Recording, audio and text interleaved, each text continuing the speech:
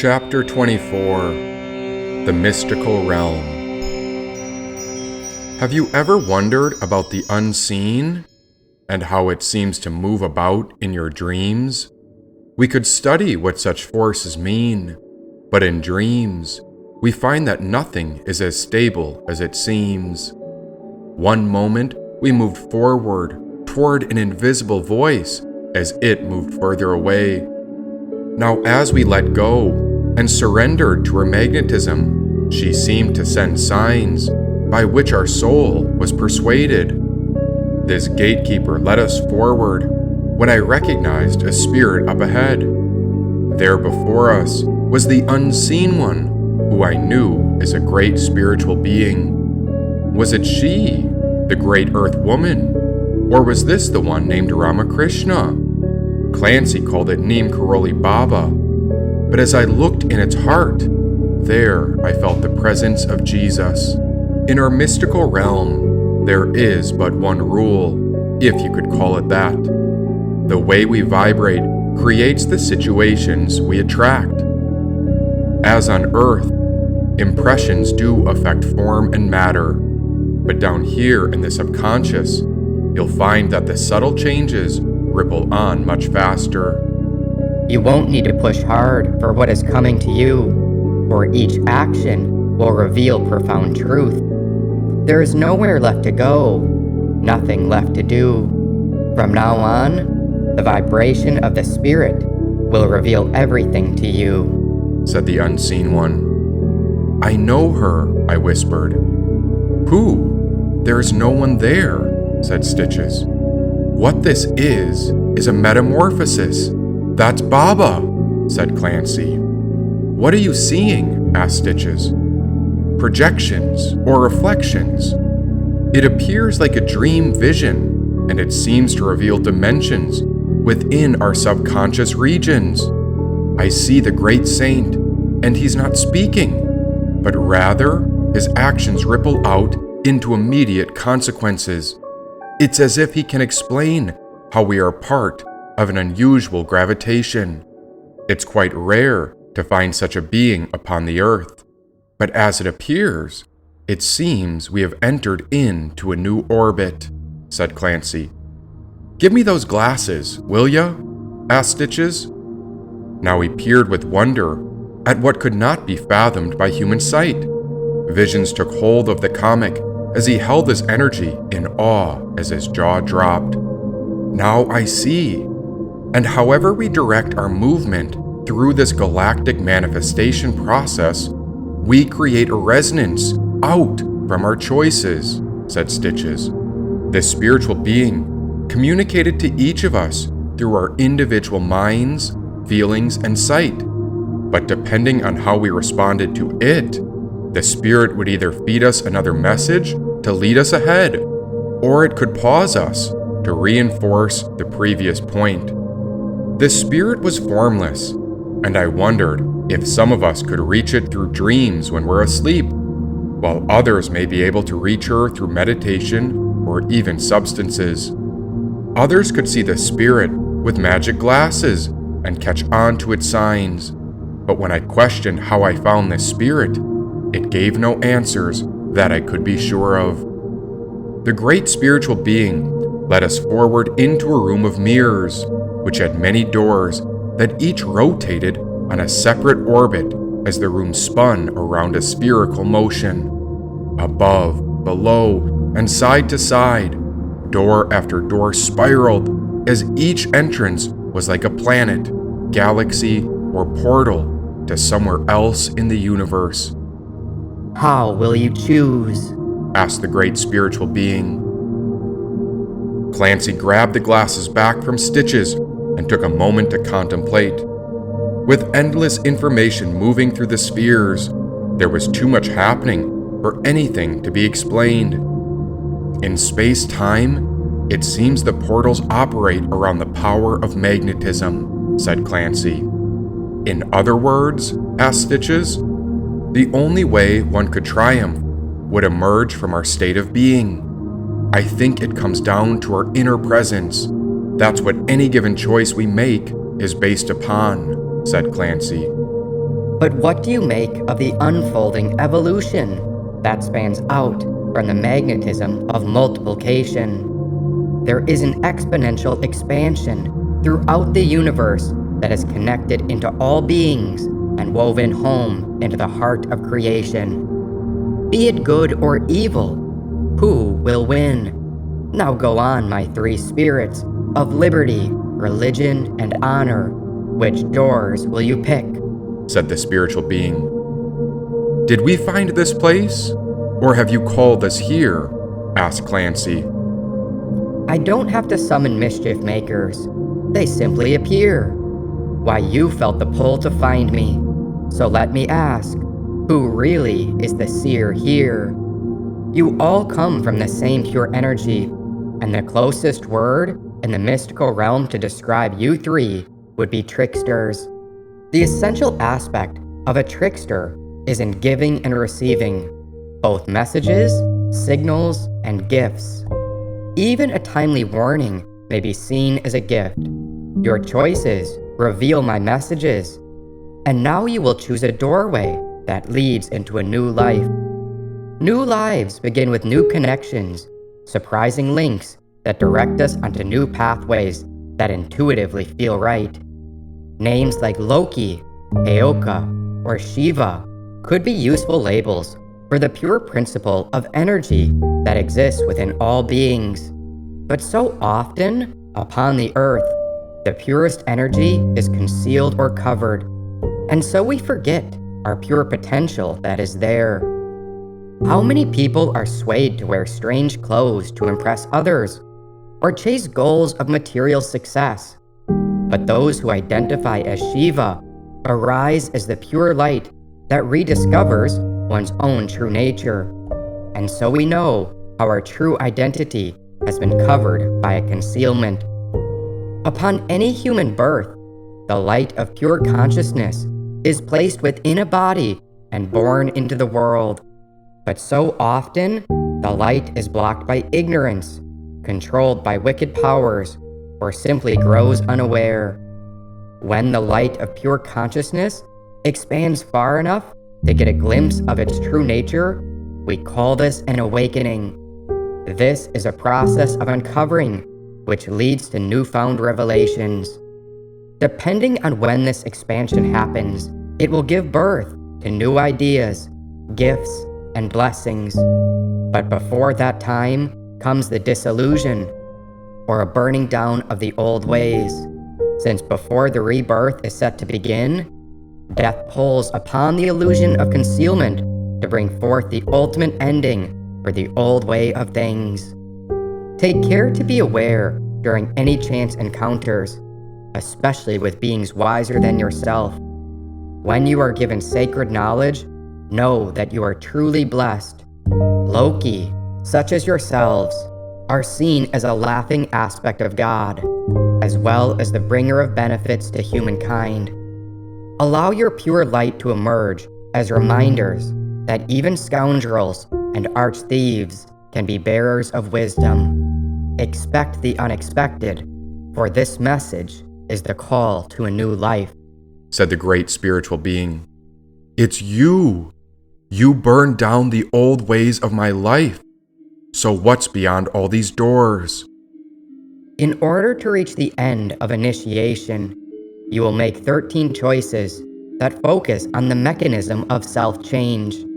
Just by arriving here, you should know that the connection with the divine is at hand, said the spiritual being. The three of us stood before the wide assortment of floating doors, and as Stitches reached for one, the axes upon which the door rotated moved closer.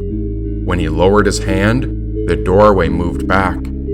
It felt as if every action was tied to an invisible string where our subconscious or unconscious intention was attached. From this moment on, how unstoppable we shall become, said the great spiritual being.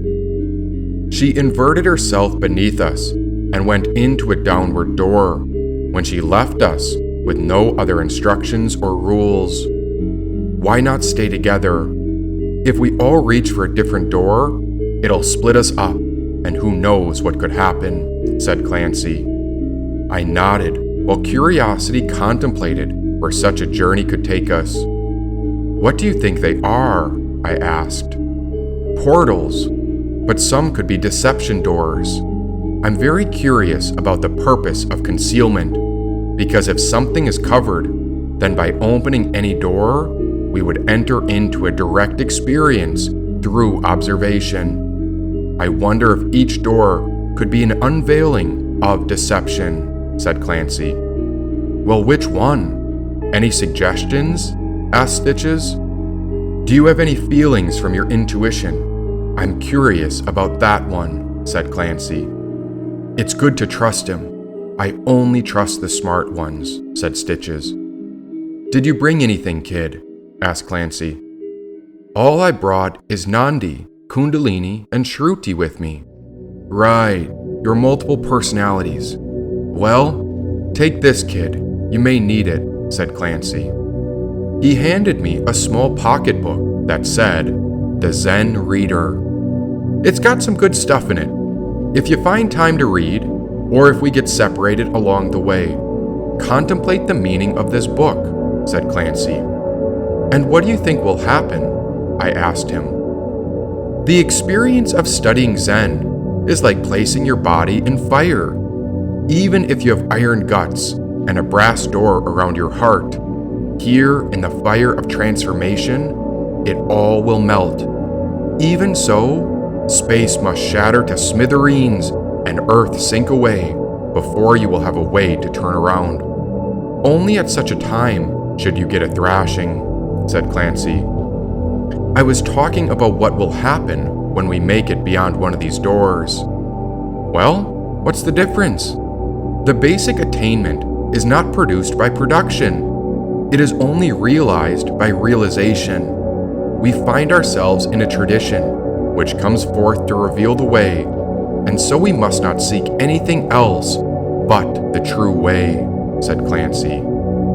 All I know is that we cannot turn back, not when we've come this far, said Stitches. But which door? I wondered. Isn't it laughable how curious we all are, each holding on to a different view? Most people want to stand by a pan, expecting a pancake, but who knows the way to go back to the root and see the flower? The flower is the root, and it changes in 100 ways depending on how one prepares it. What we need is to free the intellect in all ways, not to become partial or obsessed. Freedom from attachment is in itself liberation. If you attach to anything, you will again meet a snare. Let us keep a loving heart. Be even-handed to all, and the enlightenment of reality will spontaneously appear. If we keep a dualistic consciousness of others and self, we will not see the face of the Buddha right in front of us, said Clancy. At first, I thought Clancy may embody the spirit of religions, but now I was curious if he embodied the spirit of liberty as it arises out from liberation. My eyes looked at Stitches as if to ask, what the hell is Clancy onto? A smile stretched wide from the comic's face as if to give me a clue about his old friend. After you, said Stitches. Can I ask you a question? Stitches nodded. Sure, kid. Before I met you in person, I listened to a lot of your worldwide episodes that you put out online. And in one of them, I heard you talking about fruition. His eyes changed, as if he could see through my mind and sense my inner state of being. What about it? Asked Stitches.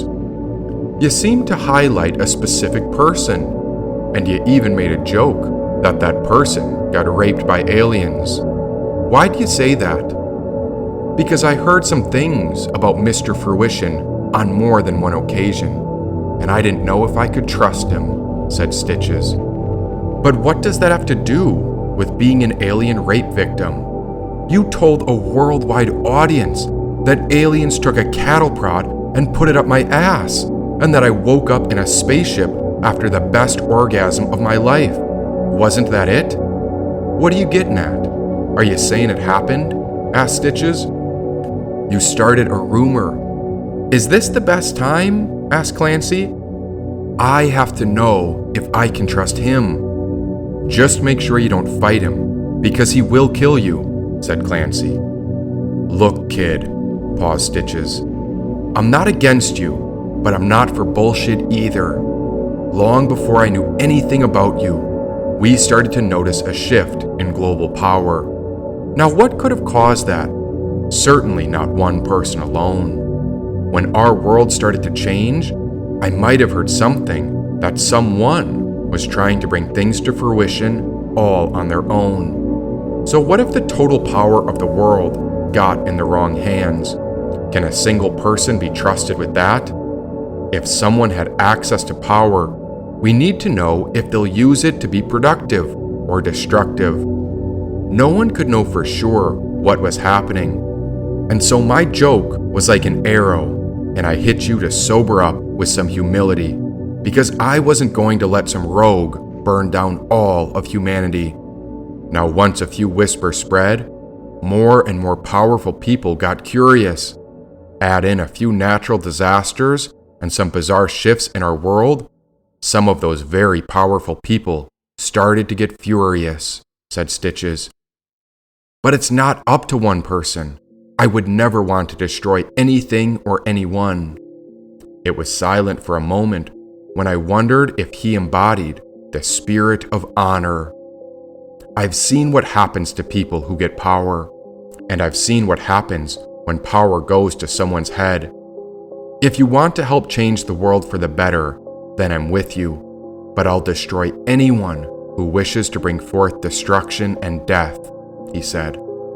Then give me some advice or wisdom. Why would you cut me to pieces from 1,000 miles away? Because no one ever went easy on me, Stitches paused. You want some advice? Go without a coat when it's cold. Find out what cold is. Go hungry. Keep your existence lean. Wear away the fat. Get down to the lean tissue and see what you're all about. The only time you define your character is when you go without. In times of hardship, you find out what you're made of and what you're capable of. If you're never tested, you'll never define your character.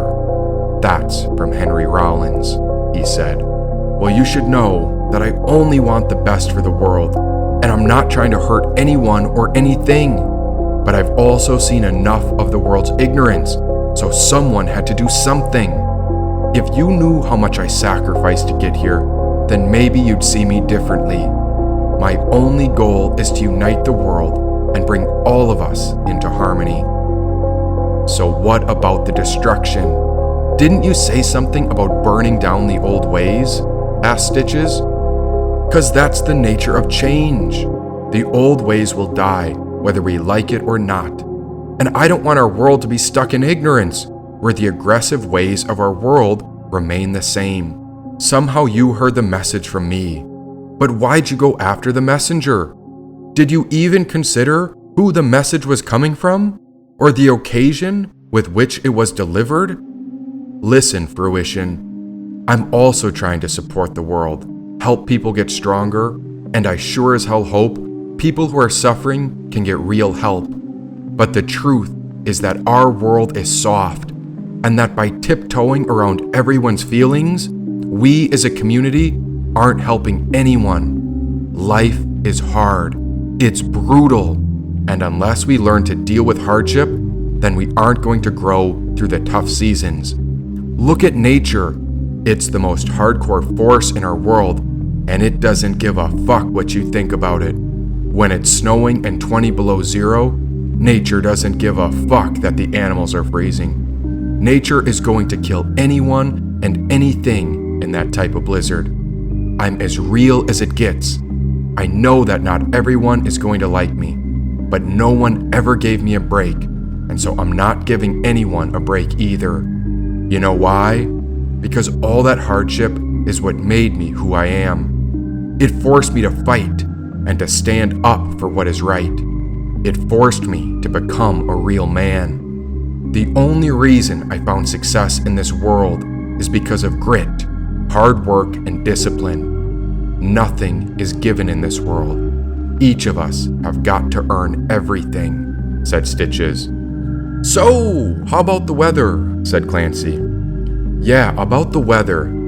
Do you have a connection to whoever controls it? Asked Stitches. Yeah, I know who controls the weather. We just met the great spiritual being in front of us. It's the one who commands the world's natural forces, and it's none other than the great spiritual beings. So you know that spirit who's here. What does she do? Asked Stitches. She's the seen and the unseen spirit. Some call her Shakti, but I call her Shruti, and she is the embodiment of visible and invisible nature, along with the spirit across all planets.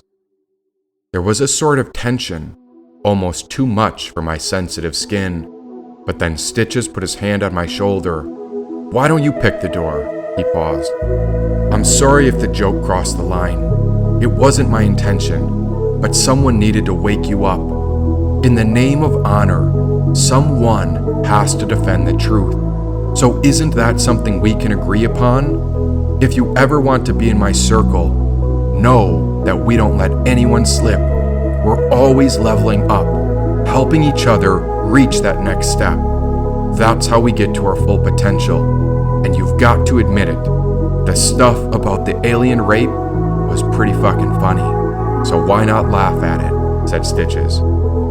I don't want to pick the door. I don't want that kind of power or control. Why don't you pick, Clancy? If anyone knows the way, then I trust that you can pick the best portal. How about this one? Said Clancy. He pointed his wand at a door. Why that one? Asked Stitches.